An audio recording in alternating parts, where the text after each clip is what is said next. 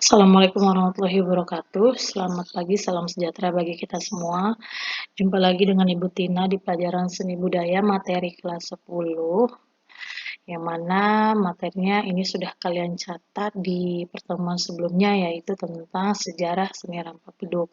Kali ini saya akan menjelaskan materi yang sudah kalian catat ya. Baik, dimulai dari pengertian rampak beduk. Jadi rampak beduk ini merupakan kegiatan atau kesenian tradisional asli dari masyarakat Pandeglang ya. Di sini jelaskan seni rampak beduk merupakan titik kulminasi estetis dari tradisi ngadu beduk yang biasa dilakukan oleh warga pada perayaan Hari Raya Idul Fitri. Nah, rampak beduk ya, rampak itu berasal dari bahasa Sunda yang memiliki makna serempak atau secara bersama-sama. Sedangkan beduk itu adalah alat yang digunakan untuk keseniannya. Bagi masyarakat yang beragama Islam tentunya sudah tidak asing lagi dengan benda yang satu ini, yaitu beduk ya. Karena kita biasa melihat benda ini tersimpan atau ada di musola atau masjid di sekitar rumah kalian. Dan tentunya beduk ini digunakan sebagai penanda datangnya waktu sholat gitu. Sebelum azan pasti beduk ini dipukul terlebih dahulu. Yang mana kalau dulu itu untuk selain penanda, lalu mengundang orang-orang yang sedang di rumah untuk sholat atau beribadah di masjid. Dan beduk ini sendiri seperti yang kita lihat ini terbuat dari batang besar. Ini apapun bisa dari batang kelapa ataupun batang-batang pohon yang besar ya. Lalu batang tersebut dilubangi dan ujung yang paling besar ini ditutup dengan bahan kulit, bisa dari kulit kerbau ataupun sapi, yang mana digunakan sebagai membran dan jika ditabuh akan menghasilkan suara yang suara yang keras dan besar dan bahkan bisa terdengar sampai jauh. Lalu kita lanjut ke sejarah dan perkembangan seni rampak beduk. Yang pertama, kesenian ini atau kesenian rampak beduk pada awalnya merupakan suatu bentuk seni ngadu beduk tanpa unsur gerak tari. Ya, jadi yang seperti yang saya bilang hanya murni beduk yang dimainkan ya.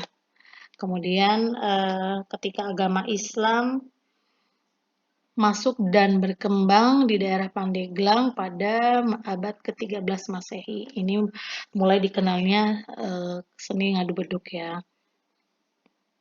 Lalu digunakan sebagai penanda datangnya waktu sholat.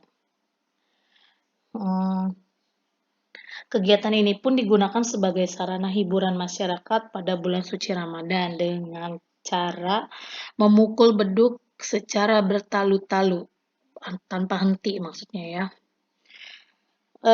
Kegiatan ini dimulai setelah masyarakat melaksanakan sholat Isya dan berhenti menjelang atau setelah subuh ya, setelah menjelang waktu subuh tiba, maaf. Dan makanya kegiatan ini disebut sebagai ngadulak, ya, memainkan beduk secara bertalu-talu dari waktu setelah Isya hingga menjelang datangnya waktu subuh.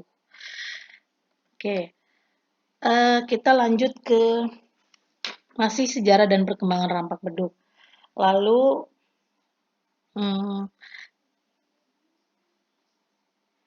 ke ciri-ciri dari ngadu beduk. Ngadu beduk ini kan pertandingan ya.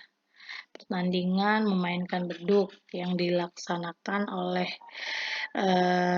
masyarakat di kampung-kampung ya. Biasanya ini antara satu kampung dengan kampung yang lain.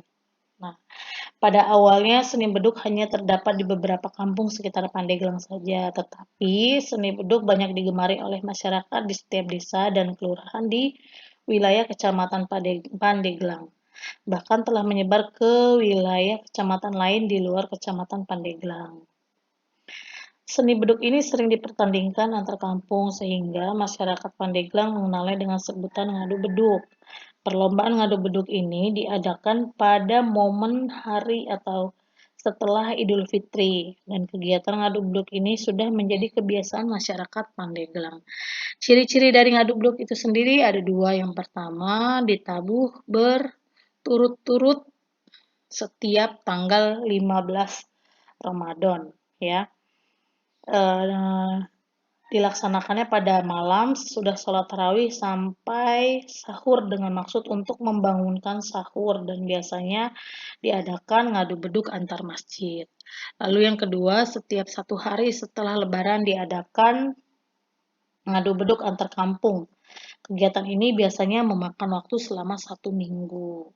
Nah, oke. Eh, jadi ada kisahnya lagi di balik ngadu beduk ini sendiri ya. Eh, yang mana kedua kelompok saling berhadapan dalam memainkan beduk. Kegiatan ngadu beduk ini akan berhenti apabila dari pihak lawan atau dari pihak kita sendiri misalnya sudah tidak mampu lagi memukul beduk, entah itu beduknya yang bolong atau misalnya memang pemainnya sudah kelelahan, dan baru di situ ditentukan siapa yang akan memenangkan pertandingan ngadu beduk itu sendiri. Namun pada pertandingan ini tidak sedikit atau tidak jarang menimbulkan pertikaian antara kelompok atau yang disebutnya sebagai ngadu golok gitu ya. Jadi dari kedua belah pihak atau salah satunya yang kalah tidak bisa menerima kekalahan, akhirnya mereka eh, mengacungkan golok lah ibaratnya gitu ya. Oleh karena itu, pada perkembangan selanjutnya ngadu beduk berubah nama menjadi eh, pasang giri beduk, karena itu tadi setiap pertandingan ngadu beduk ini pasti selalu diakhiri dengan yang namanya ngadu golok karena dari kedua belah pihak yang tidak setuju atau tidak menerima kekalahan gitu. Itu pada dasar dulu ya, mudah-mudahan yang sekarang mah kita tidak mengutamakan kekerasan, melainkan menerima apabila kita memang sudah kalah dalam suatu pertandingan.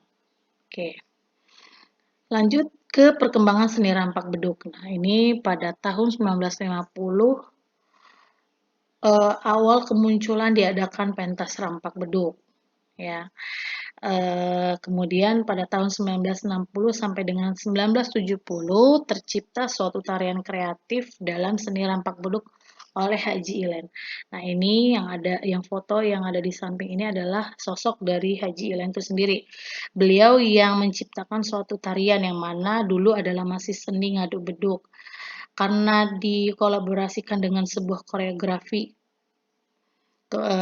oleh koreografi atau tarian kreatif sehingga lahirlah sebuah seni rampak beduk. Dan di sini Haji Ilen tidak sendiri, ada 3 temannya yang juga ikut mengembangkan seni rampak beduk itu sendiri, yaitu almarhum Burhata, Juju, dan juga Rahma. Uh, Kalau dulu mungkin tidak semua orang bisa memainkan rampak beduk ya, atau hanya laki-laki saja yang memainkan beduk. Cuman karena untuk seni keindahan akhirnya dipaduk-padankanlah antara pemain beduk laki-laki dan penarinya wanita. Gitu. Uh, Lalu kita lanjut ke fungsi dan peran rampak beduk dalam masyarakat, ya. Yang pertama yaitu fungsi religi. Tadi yang saya sudah jelaskan yaitu sebagai penanda datangnya waktu sholat, terus untuk merayakan atau meramaikan bulan suci Ramadan. Kemudian fungsi yang kedua yaitu presentasi estetis. Nah, dijelaskan presentasi estetis yaitu sesuatu yang memiliki fungsi untuk dinikmati oleh para pencipta dan penontonnya. Jadi sebagai unsur keindahan ya. Lalu berikutnya hiburan masyarakat ya, tentunya pasti seni dari rampak beduk ini mengundang kekaguman antar masyarakat bahwasanya untuk melepas penat lah intinya. Terus yang keempat sebagai sarana komunikasi. Tentunya setiap seni yang kita ciptakan atau kita buat itu pasti memiliki unsur komunikasi yang akan kita sampaikan kepada eee, penonton ya atau yang penikmat seni itu sendiri. Eee, Lalu sarana komersil. Nah, tentunya kalau bicara tentang komersil ini adalah apa ya, keuntungan ataupun pendapatan yang dihasilkan dari seniman yang menampilkan atau melestarikan rampak beduk. Mereka bisa dikatakan mendapat penghasilan atau uang ya dari mereka melaksanakan pertunjukan dari si rampak beduk itu sendiri. Lalu berikutnya, nah di sini selain memiliki fungsi, eh, rampak beduk juga memiliki pesan moral, yang mana satu adalah kekompakan. Memainkan beduk itu harus kompak antara penabuh dan juga penari. Jika tidak kompak ya pasti seni yang ditampilkan pun tidak akan indah gitu ya. Dan juga harus solidaritas ya. Harus solidaritas.